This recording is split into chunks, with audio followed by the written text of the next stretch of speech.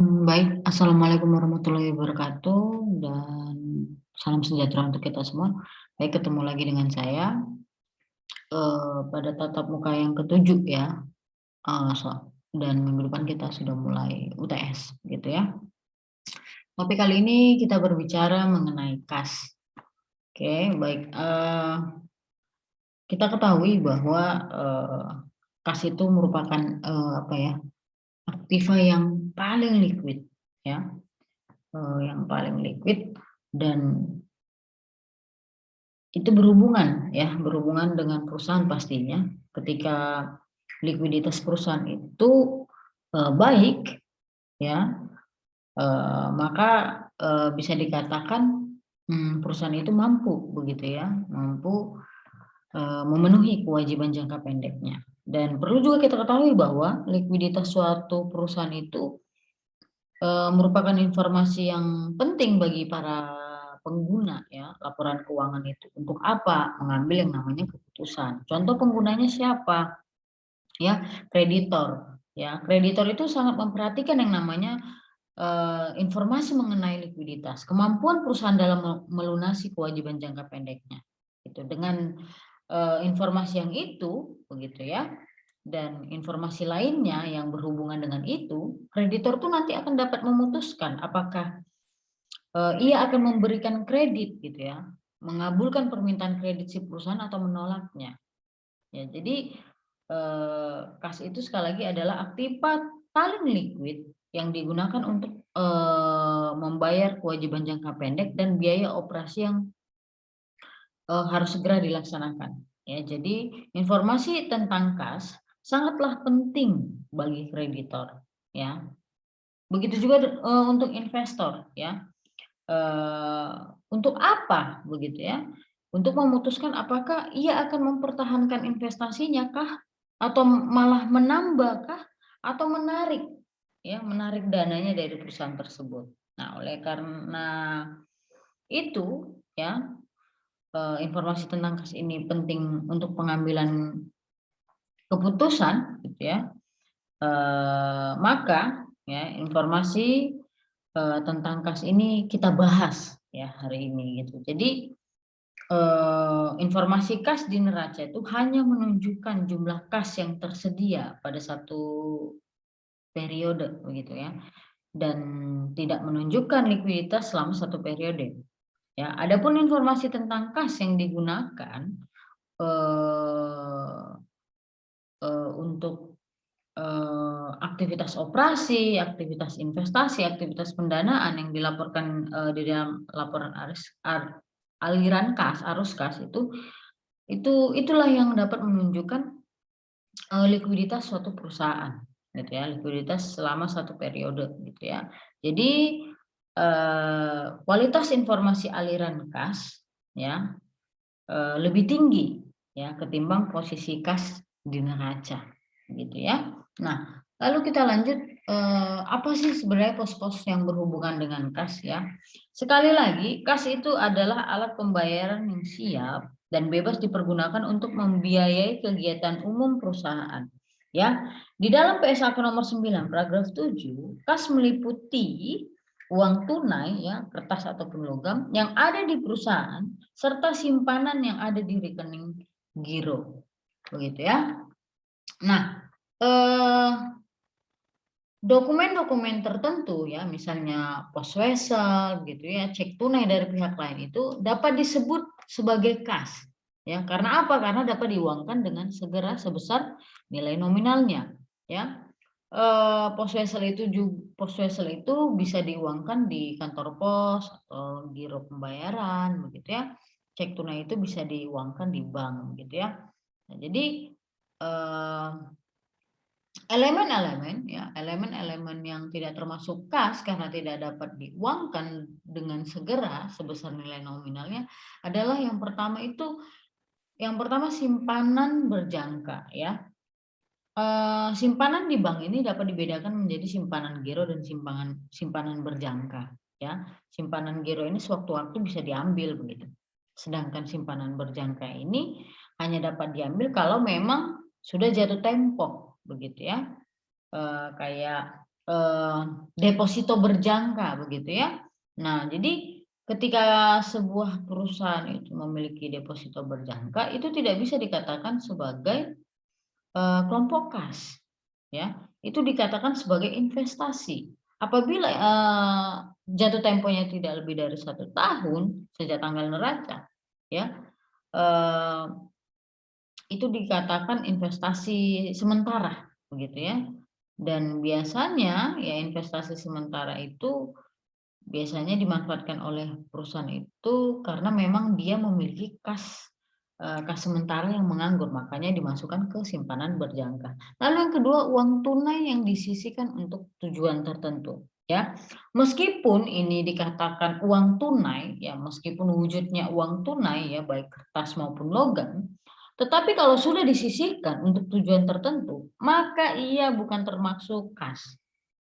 Ya, begitu pula sejumlah rekening, ya, rekening giro yang disisihkan untuk tujuan tertentu itu tidak dapat dikatakan sebagai kas. Contoh untuk tujuan tertentu ini apa? Ya, bisa jadi untuk melunasi utang jangka panjang, bisa jadi untuk membeli aktiva baru, aktiva tetap begitu ya. Nah, itu tidak termasuk kas. Oke, lalu ada cek kosong. Cek kosong ini adalah cek yang tidak ada dananya di rekening giro. Ya, biasanya cek yang diterima dari pelanggan ya baru kita ketahui tidak ada dananya apabila perusahaan telah menerima laporan dari bank. Ya, dari bank di mana dia menyimpan atau membuka rekening giro begitu. Ya. Nah, jadi cek yang sudah diketahui tidak ada dananya atau tidak cukup dananya itu dikelompokkan sebagai apa? Piutang usaha. Gitu.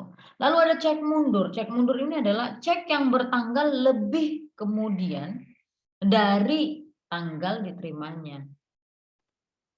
Ya, cek yang bertanggal lebih kemudian dari tanggal diterimanya cek tersebut. Ya, oleh karena itu cek mundur ini tidak dapat diuangkan sebelum jatuh tempo. Ya, cek mundur harus diperlakukan sebagai apa? Piutang. Ya, kecuali apabila dia sudah jatuh tempo, ya, itu cek mundur. Lalu ada prangko dan materai, ya. Meskipun segera dapat dipakai ya untuk surat menyurat ya ataupun untuk pajak tidak langsung, prangko dan materai ini tidak dapat diklasifikasikan sebagai kas, ya. Melainkan ini diklasifikasikan ya sebagai bahan habis pakai, ya. Lalu ada yang terakhir saldo kredit rekening giro. Ya, kadang-kadang terjadi saldo kredit rekening giro yang disebabkan oleh penerbitan cek yang melebihi saldo rekening giro. Ya, ini dikenal sebagai bank overdraft. Ya, dan harus dilaporkan ini sebagai kewajiban lancar. Namun, apabila perusahaan itu memiliki 2 rekening giro atau lebih pada bank yang sama, maka ketika terjadi overdraft tadi, bank overdraft tadi, ya artinya cek yang dikeluarkan melebihi saldo rekening. Tapi kalau dia ada 2, ya ada 1 dan ada yang kedua, maka rekening lain itu bisa dan bisa menutupi begitu. Apabila rekening yang kedua itu memiliki saldo yang positif begitu. Oke, lalu kita lanjut ke tindak kecurangan ya. Sekali lagi, kas itu adalah aktiva yang paling liquid dan perlu kita ketahui bahwa kas ini juga aktiva yang paling sensitif ya terhadap tindak kecurangan oleh karyawan ya. Sebab volumenya itu kecil ya, volume fisiknya itu kecil. Tidak ada di situ tercantum identitas pemiliknya dan mudah ditransfer ke dalam aktiva lain begitu, diubah begitu ya. Nah, kerugian yang mungkin timbul dari perbuatan tidak etis itu ya, tindak kecurangan itu bisa diminimalisir dengan apa? Pengendalian internal. Ya, pengendalian internal dari perusahaan. Ya, apabila pengendalian internal tidak memadai atau tidak ada, maka sangat dimungkinkan terjadinya yang namanya penggelapan kas. Ya, contoh pengendalian internal yang tidak memadai itu apa? Menyerahkan akses, ya, menyerahkan akses kas itu terhadap seorang akuntan, ya, seorang akuntan, ya. Ini beberapa ada apa ya, praktek penggelapan yang bisa terjadi, ya, yang mungkin terjadi apabila akuntan itu diberi hak untuk mengakses, ya, hak akses terhadap kas. Ya, yang pertama itu akuntan mencatat dengan jumlah lebih rendah dari yang seharusnya terhadap kas yang diterima dari penjualan tunai. Ya, dari piutang yang sudah dihapus sebelumnya juga dan dari sumber kas lainnya. Jumlah yang tidak dicatat, maka dia akan memasukkan ke kantong pribadinya. Itu. Lalu ada yang kedua. Praktek yang kedua adalah akuntan tidak mencatat kas yang diterima kembali atau refund atas pembayaran lebih kepada pemasok.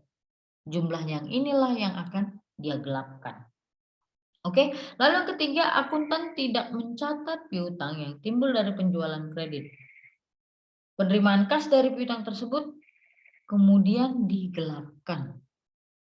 Oke, lalu yang keempat, akuntan menyalahgunakan customer remittance, ya, untuk menggelapkan potongan tunai. Hal yang sama juga, akuntan menyalahgunakan customer remittance dan menghapus, ya,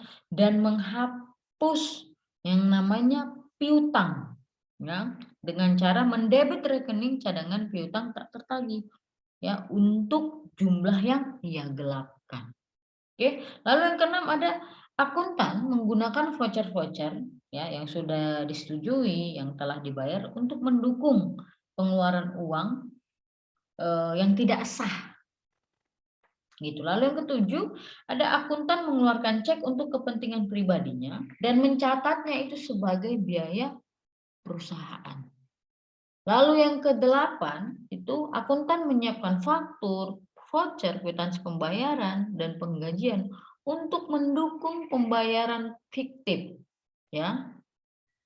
Setelah itu nanti cek itu dikeluarkan untuk membayar biaya-biaya yang fiktif itu tadi. Supaya apa? Bisa masuk ke kantongnya itu ujungnya. Ya, lalu yang kesembilan, akuntan menghapus atau menurunkan potongan dan retur pembelian. Kemudian dia mengkredit rekening kas sebesar jumlah tanpa potongan dan retur pembelian tadi, maka selisih kas antara yang dikreditkan dan dana yang seharusnya dikreditkan itu digelapkan. Ya. Lalu yang ke-10, akuntan menyajikan saldo kas lebih rendah dari yang seharusnya dengan sengaja salah menjumlah catatan penerimaan kas dan pengeluarannya. Selisihnya itu adalah yang dia gelapkan. Oke. Nah, tidak hanya itu, ya. Ada dua praktik lainnya yang biasa kita jumpai apabila akuntan itu diberi hak akses ke kas. Yang pertama itu check hitting. Yang kedua adalah lapping. Ya, check hitting ini adalah pada akhir bulan atau akhir tahun ketika neraca akan disusun, ya, ini untuk menutupi kekurangan kas, ya kan? Akuntan mentransfer dana dari bank A ke bank B, misalnya dengan cara mengeluarkan cek bank A dan menyetornya ke bank B. Nah, penyetoran ke bank B itu ia catat sebagai bertambahnya rekening kas. Tetapi berkurangnya di kas A itu ditunda pencatatannya sampai awal periode berikutnya. Ya, dengan cara seperti ini, maka kekurangan kas dapat disembunyikan. Begitu ya. Nah, lalu ada yang kedua, lapping. Artinya apa? Menunda posting ke rekening piutang di buku besar atau di buku besar di buku pembantu, buku besar pembantu. Ya. Ya, menunda posting rekening piutang. Ya, agar nanti dapat memanfaatkan kas secara sementara untuk kepentingan pribadi. Misal, ya, penerimaan kas dari pelanggan C ditunda pencatatannya. Ya, kalau di kemudian hari diterima kas dari pelanggan D, maka yang dikredit adalah pelanggan C. Selanjutnya, penerimaan kas di kemudian hari dari pelanggan E dikredit pada pelanggan D. Begitu seterusnya sampai yang melakukan lapping ini memperoleh manfaat dari penggunaan kas perusahaan. Contohnya, ya, biar lebih jelas. Anggaplah dalam hari yang berturut-turut diterima kas dari pelanggan A, B, C, ya, dengan jumlah masing-masing itu 7.500, 12.500, dan 12.000. Ya, mula-mula uang yang dipinjamnya secara tidak sah yang diterima dari pelanggan A, si akuntan ini ya, 7.500. Pelanggan A kemudian dikredit dengan jumlah 7.500 pada saat diterima pembayaran dari pelanggan B. Selisihnya yang 5.000 ini dipakainya lagi. Sedangkan pelanggan B dikredit 12.500 pada waktu diterima kas dari pelanggan C yang sebesar 12.000 tadi. Selisih yang 500 itu dikembalikan ke perusahaan yang semula ia pakai. Kekurangan saat ini adalah 12.000, yaitu jumlah yang belum dikredit pada pelanggan C. Itu ya. Prosedur ini dapat dilanjutkan dengan penundaan yang tidak begitu lama, ya, ketika ada pembayaran dari pelanggan berikutnya. Oke, nah lalu pengendalian internalnya bagaimana? Ya, oke. Nah, oleh karena pengendalian internal yang lemah, maka akan membuka peluang, ya, peluang kepada karyawan untuk bertindak curang. Maka perlu dirancang sebuah pengendalian internal yang memadai, ya.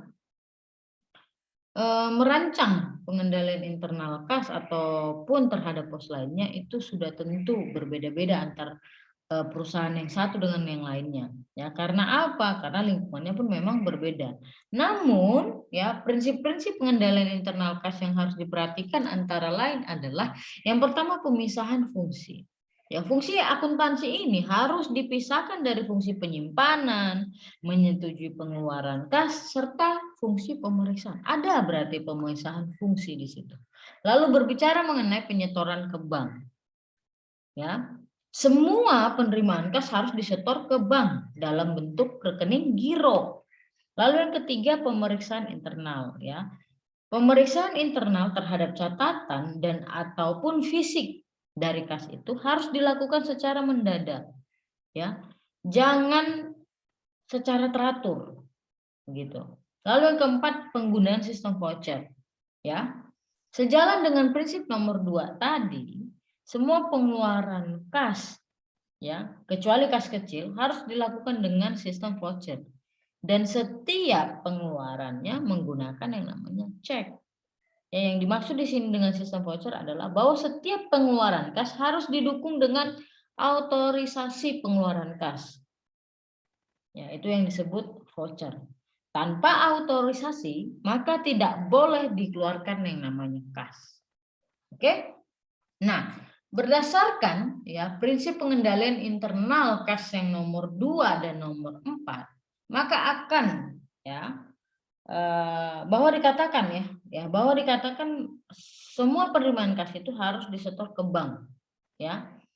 Dan setiap pengeluaran kas itu harus menggunakan cek kecuali yang namanya kas kecil.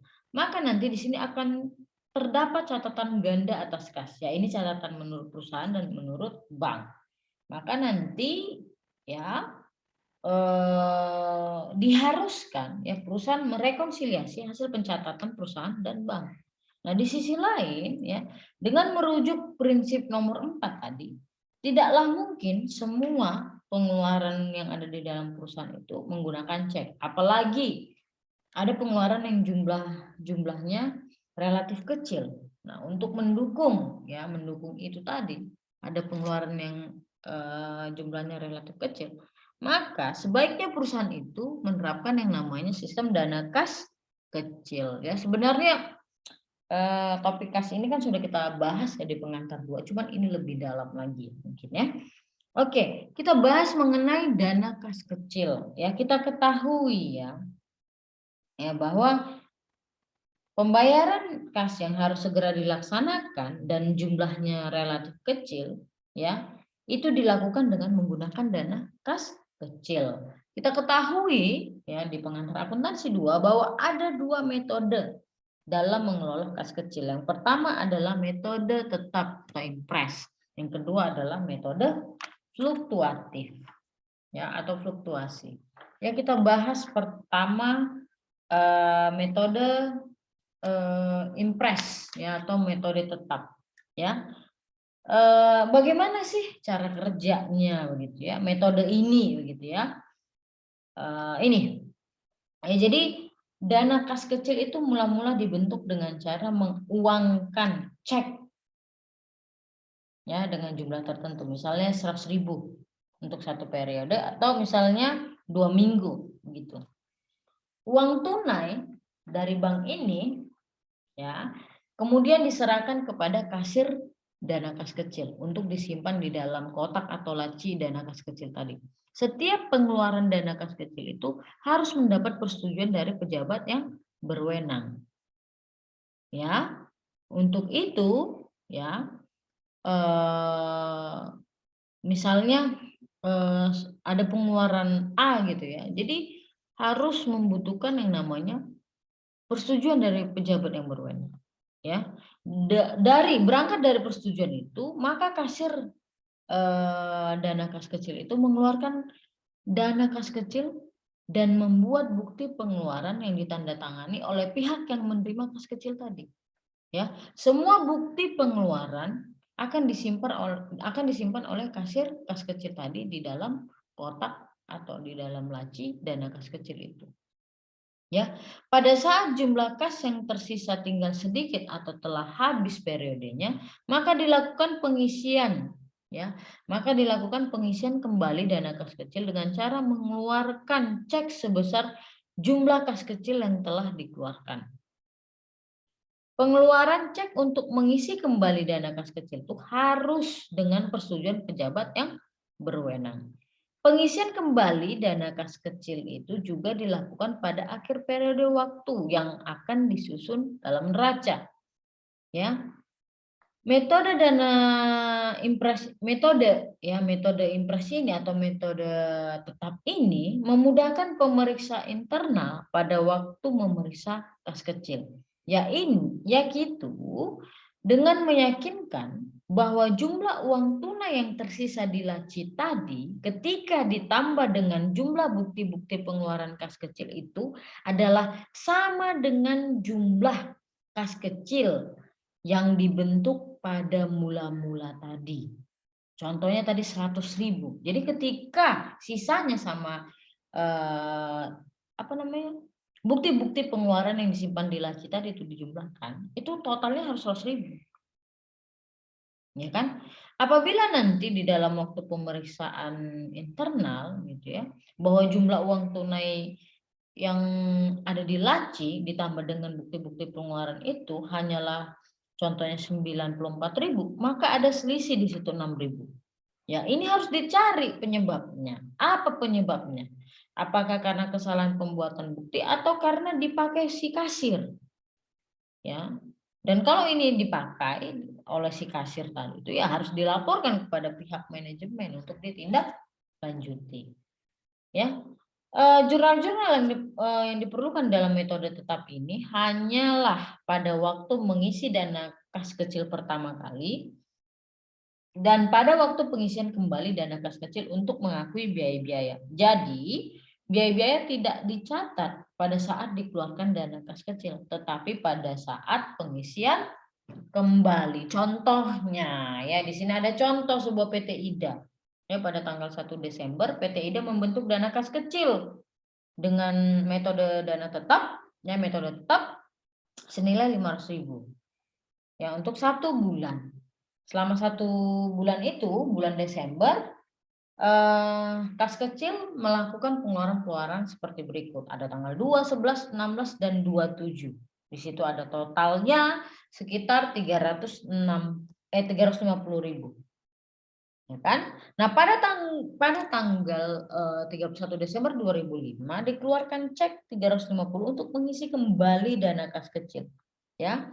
Dari data di atas ya, maksudnya dari data sebelumnya, maka jurnal yang diperlukan untuk mencatat transaksi dana kas kecil adalah sebagai berikut. Nah, tanggal 1 tadi ya pembentukan dana kas kecil. Berarti dana kas kecil pada kas atau kas di bank.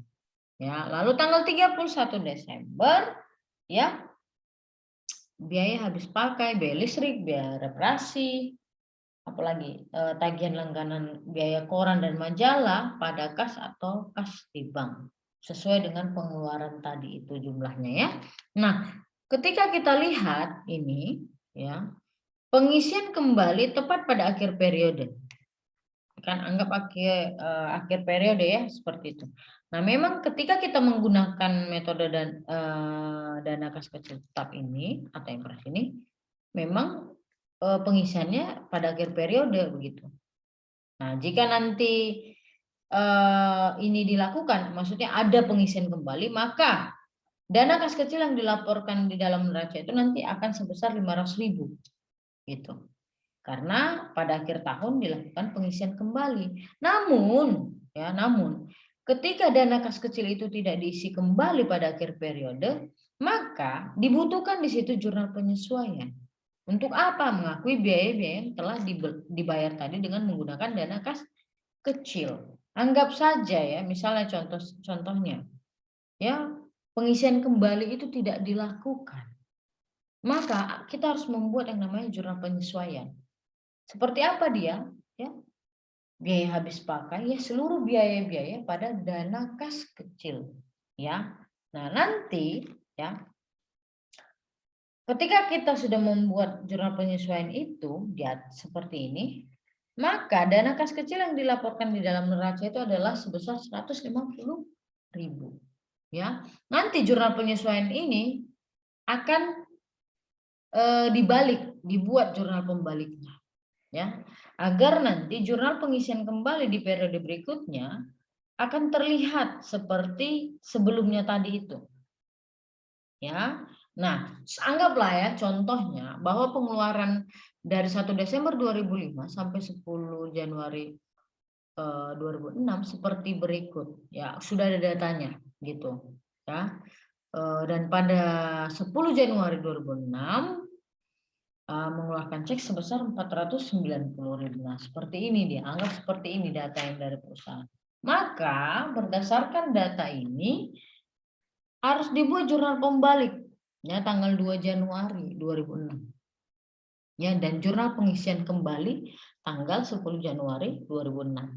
Seperti apa? Kita balikkan tadi yang penyesuaian tadi. Ingat kembali ketika kita di pengantar akuntansi 1 ya. Ya.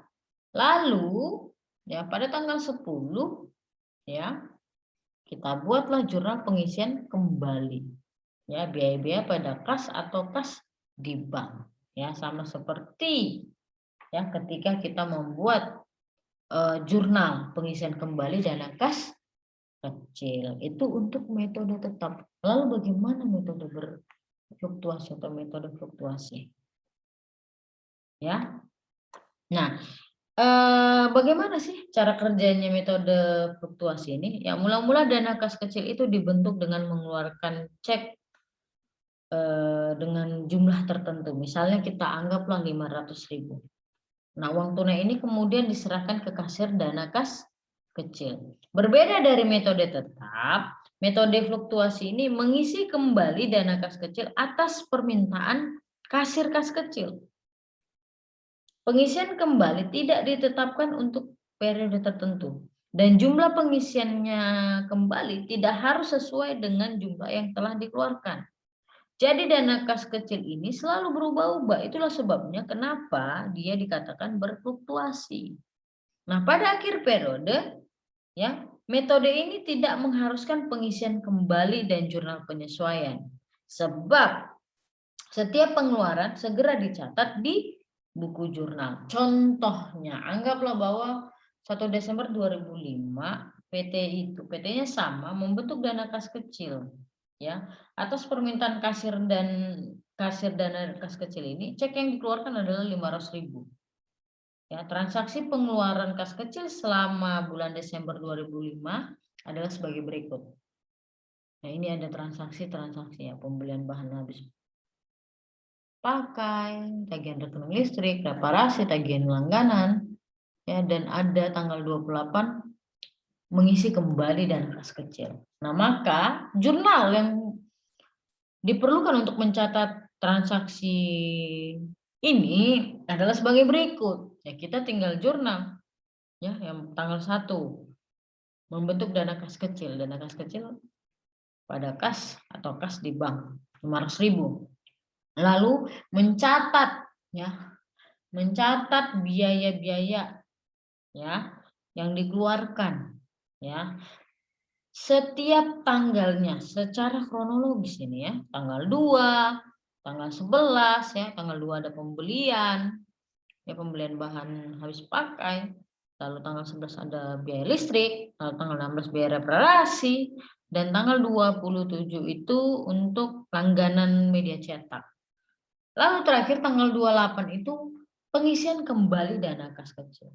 Ya.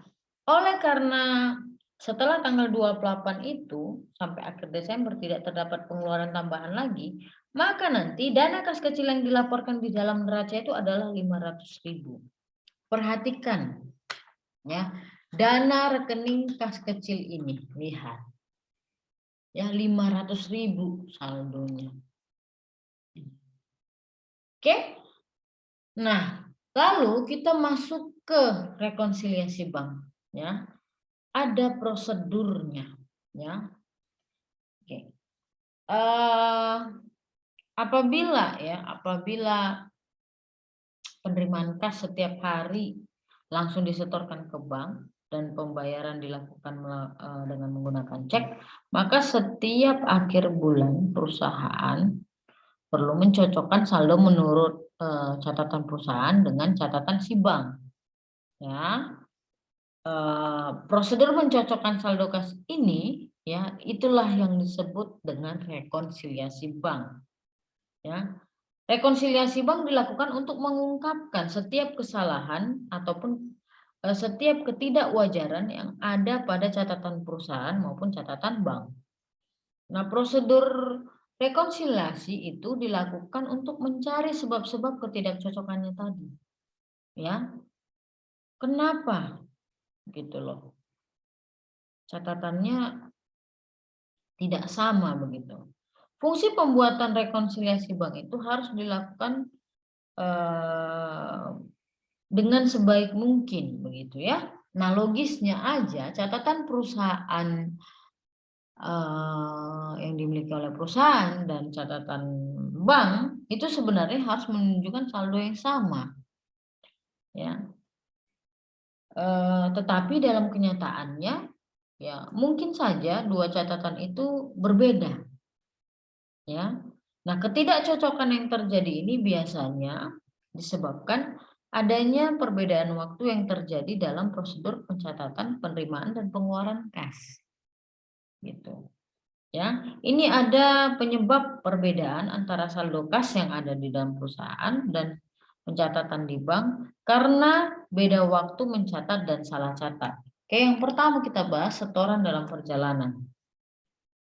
Ya, setoran dalam perjalanan ini adalah setoran perusahaan ke bank yang belum dicatat oleh bank karena beberapa kemungkinan. Ya, salah satunya contoh saja, bank membuat aturan internal bahwa setoran yang dilakukan pada akhir bulan akan dicatat 1 hari setelah H+1 begitu, ya. Nah, jadi belum dicatat oleh si banknya, begitu ya. Nah, prosedur yang dilakukan seperti apa ya? Nah, prosedur yang dilakukan untuk menemukan setoran dalam perjalanan ini adalah membandingkan semua setoran menurut slip setoran ya dengan setoran yang tampak pada laporan bank. Setoran perusahaan yang tidak tampak pada laporan bank itu adalah setoran di dalam perjalanan. Nah, itu dia ya. Lalu ada cek yang masih beredar. Ya, cek yang masih beredar ini adalah cek yang sudah dikeluarkan oleh perusahaan tetapi bank belum membayarnya karena pemegang cek itu sebagai pihak yang dibayarkan oleh perusahaan belum menguangkannya ke bank. Bagaimana prosedur pemeriksaannya, Bu? Ya, membandingkan seluruh cek yang telah dikeluarkan, ya kita lihat nomornya, gitu ya, dengan cek-cek yang telah diuangkan oleh bank yang tampak pada laporan bank.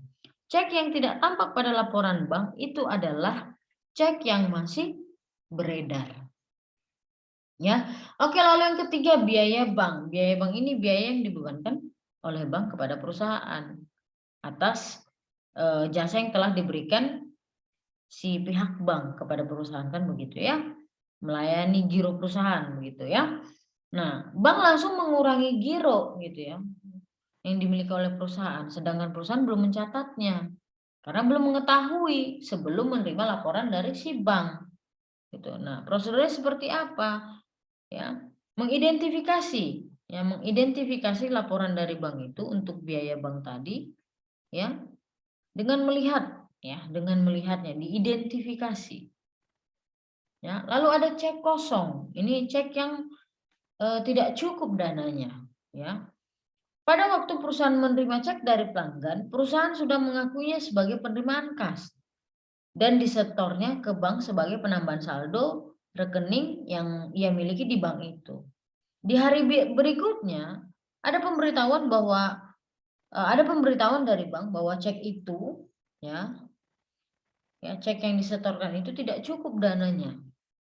Ya, jika bank belum terlanjur menganggap cek kosong ini sebagai setoran, maka di dalam laporan bank itu tidak terdapat setoran tersebut. Ya. Nah, namun jika di bank sudah terlanjur menganggapnya sebagai setoran, maka laporan di bank akan tercantum setoran dan juga pengurangannya. Ya. Keterangan untuk pengurangan adalah cek kosong. Ya. Cek kosong. Nah, bagaimana prosedurnya untuk menemukan cek kosong ini ya? Ya, balik lagi diidentifikasi laporan dari bank itu. Jadi identifikasi seperti apa. Lalu ada pelunasan dari pelanggan atau debitur via transfer giro. Ya, ketika kita melihat praktek bisnis zaman sekarang ini, biasanya pelanggan itu membayar utangnya melalui rekening giro perusahaan di bank. Ya, perusahaan baru mengetahui bertambahnya saldo kas dari transfer, ya, dari transfer setelah menerima laporan dari bank. Ya kan? Nah, prosedurnya itu bagaimana untuk menemukan transfer dari pihak lain ini ya? Balik lagi kita identifikasi laporan yang dari bank itu, kita lihat untuk transfer gitu. Lalu jasa giro bank. Ya, ini balas jasa bank yang diberikan kepada perusahaan karena bank dapat memanfaatkan simpanan giro perusahaan. Dalam hal ini, bank langsung menambahkan giro perusahaan. Sedangkan si perusahaan itu belum mencatatnya karena belum mengetahui sebelum menerima laporan bank tadi. Begitu. Prosedurnya untuk menemukan jasa giro bank itu adalah identifikasi lagi laporan yang ada di bank itu tadi mengenai jasa giro bank. Oke, yang terakhir ada salah catat. Apabila setelah mempertimbangkan semua ya penyebab-penyebab dari nomor 1 sampai 6 ya, penyebab ketidakcocokan ya antara saldo yang ada di perusahaan dengan saldo yang ada di bank dan itu belum ditemukan, maka prosedur pemeriksaan lainnya mungkin yang mungkin bisa menemukan ya, bisa apa namanya ya, apa sebenarnya penyebab ketidakcocokan itu ya. Kemungkinan adalah salah catat ya. Salah catat mungkin di perusahaannya ataupun salah catat di buku banknya. Tetapi ketika sudah diidentifikasi ternyata tidak ada kesalahan pencatatan, tetapi saldonya tidak sama, ya berarti ini ada indikasi bahwa ada kas yang digelapkan. Ada kas yang digelapkan. Oke, lalu ya setelah kita menyelesaikan prosedur rekonsiliasi bank, pemeriksa internal menyajikan dalam kertas kerja atau laporan rekonsiliasi bank. Ya, dan perlu kita ketahui bahwa rekonsiliasi bank itu terdiri atas 2 bagian. Bagian pertama merupakan saldo menurut laporan bank dan penyesuaian-penyesuaian untuk memperoleh saldo yang benar itu seperti apa. Hal yang sama di bagian kedua juga, itu saldo menurut perusahaan. ya, yang diikuti dengan penyesuaian. Penyesuaian untuk menemukan saldo yang benar. Ya. Nah, contohnya ya, contohnya. Nah, di sini ada PT Rembulan Ayu ya, pada halaman 117. Ya, di situ ada pencatatan menurut perusahaan itu 8875470. Sementara di bank itu 8949660. Jadi ada selisih 74.000 sekian. Ya. Nah, setelah dilakukan prosedur rekonsiliasi, ternyata diketahui penyebab-penyebabnya ada 7. Ya, ada 7. Gitu. Maka kita harus membuat yang namanya rekonsiliasi bank. Ya, mana saldo menurut perusahaan, mana saldo per bank. Ini juga pernah kita bahas di pengantar 2 ya. Ya, tinggal ditambah dan dikurang berangkat dari penyebab-penyebab ya perbedaan itu terjadi yang 7 tadi itu. Oke, lalu apa yang kita lakukan? Menyesuaikan buku perusahaan. Ya, ternyata setelah dilakukan rekonsiliasi bank, ya, kas yang benar itu adalah 8840.670. Ya.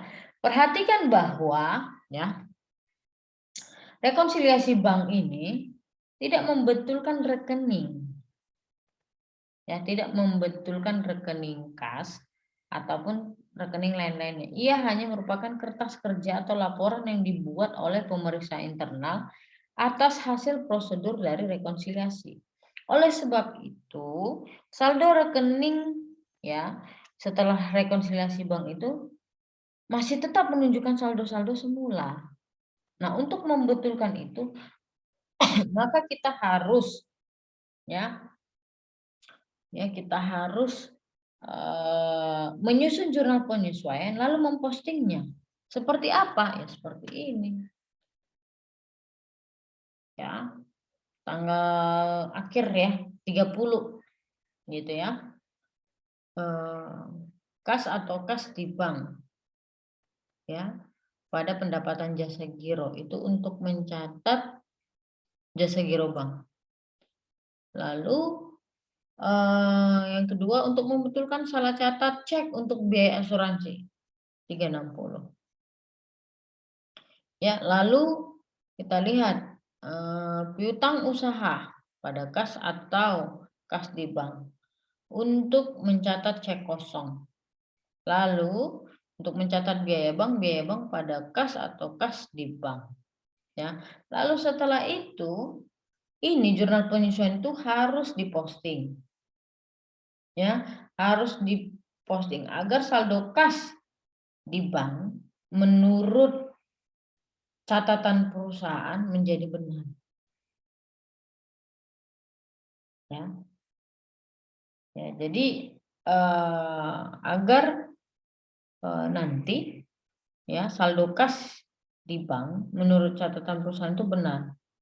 Ya, jika jurnal penyesuaian di atas sudah diposting ke rekening-rekening terkait, ya nanti maka rekening kas di bank itu menunjukkan saldo yang benar sejumlah 8840.670.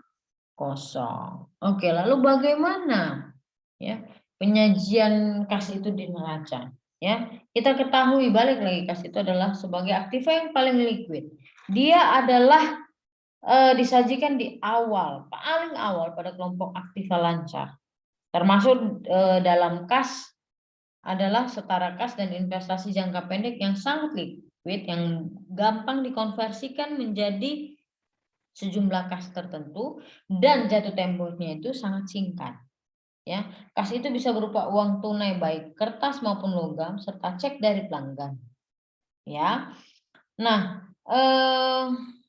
simpanan giro itu dinilai sebesar saldonya yang benar berdasarkan hasil prosedur dari rekonsiliasi bank. Ya, bank overdraft ya yakini saldo kredit rekening giro itu tidak dilaporkan sebagai bagian dari kas, melainkan sebagai kewajiban lancar. Ya, kecuali jika rekening giro lainnya itu di dalam bank yang sama dapat menutupi saldo kredit itu tadi. Ya, dana kas kecil itu merupakan contoh dana yang disisihkan dari kas untuk tujuan tertentu. Jika jumlahnya tidak material, maka dana kas kecil tadi itu tidak perlu dilaporkan secara terpisah dari kas. Nah, contohnya seperti ini dia. Jadi akan kelihatan nanti di Aktiva itu ada kas dan setara kas.